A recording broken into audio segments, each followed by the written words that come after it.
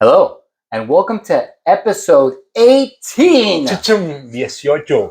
Our podcast is finally legal.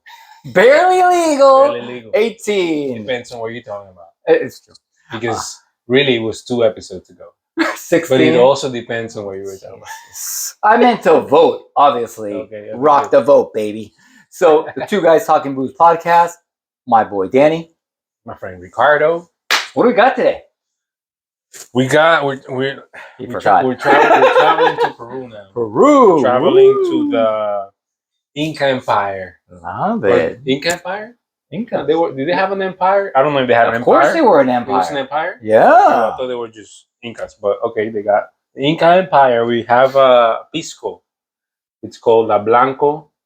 I'm not quite sure what Acholado. I'm not quite sure what Acholado means. I don't know what that means, but this was a gift by my good friend Vanessa, and she's Peruvian. Of course, my boy Eric's Peruvian, and Juan Carlos Torrejon is Peruvian. I have a lot of Peruvian, and Renzo. I used to play tennis with Renzo. But they have never given you a bottle. No, this was Vanessa when she went away. She was in the master's class with my wife and I. Hi, Vanessa, and the kids, and Mark. That's her husband. All right, yeah, Okay. great. So thank you guys. This is a wonderful bottle. I've never opened it, and I'm excited to try it on the show. So it worked out. It's 40 proof. Wine Searcher, while he opens it up, Wine Searcher has it for $24. PeruIncaShop.com has it. Shop. Yeah, has it for $48.99. Jeez. And you can also get it at Pisco Blanco. PiscoLaBlanco.com, which is where we got this bottle, and they have a chat thing for how they're gonna send it to you and stuff like that. So it's interesting. Hopefully, there's no cork. There's a cork, but now I saw it. The issue is when I don't see the cork and I try to open it, I said there was no cork. When it jumps out and gets you. Yeah, kind of like that. Hoonigan Racing today. I haven't noticed. Rest in peace to my boy Ken Block.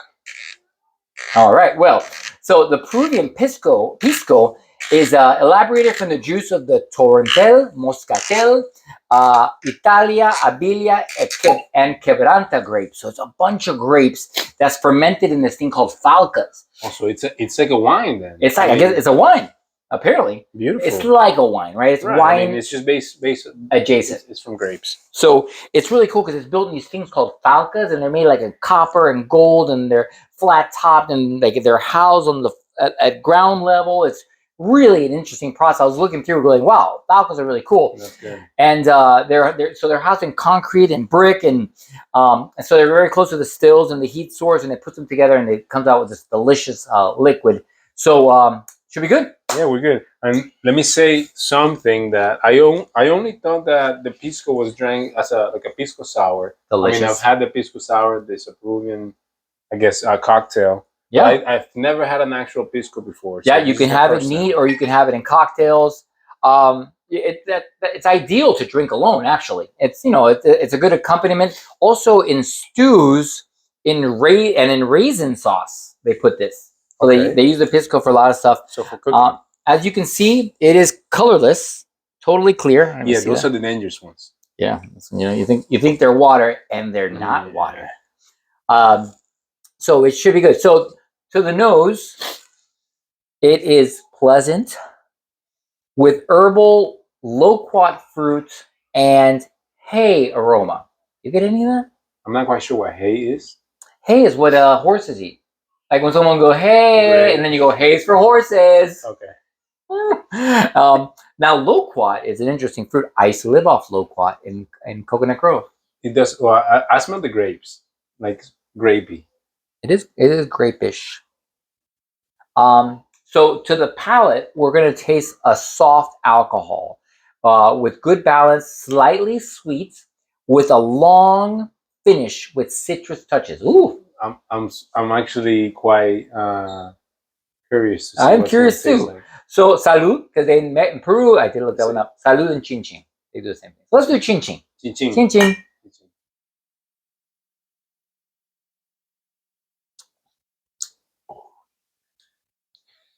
Oh yeah. First of all, not a wine. Yeah, definitely not. It is Kind of like an aguardiente. Yeah, but not quite. I mean, it is. It hits you hard, but it's it's a lot. It's very the alcohol. You could taste the alcohol a lot. Well, it's 40. I say 40 proof. Yeah. So 40 proof is what, 20%? Wow, that is that was a surprise. I'm having like tiny sips, and it's hitting me hard.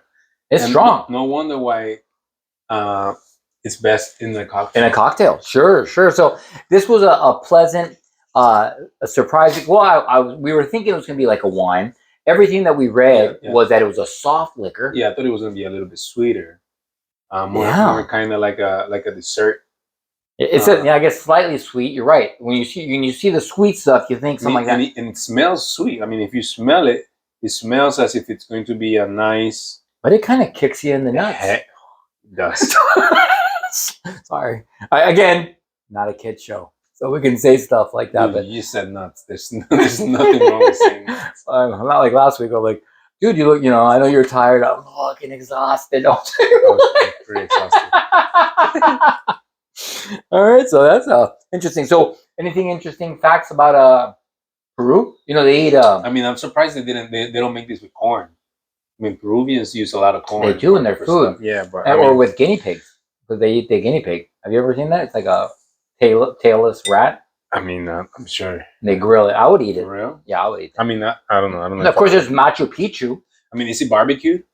It's barbecued. He's barbecued. I'll eat it. Yeah, I'll eat it. It's pretty cool. I don't know what. There's a name given to the guinea pig in Puerto Rico, Peru, and Peru. So if you want to put it there, let us know what it is. There's also Machu Picchu. Machu Picchu is a big thing in Peru. That's one of the wonders of the world. Something that I'm dying to go. And before they close it, that Incan citadel on the top of the mountain. Of course. Do you know that they the exact use of the Machu Picchu?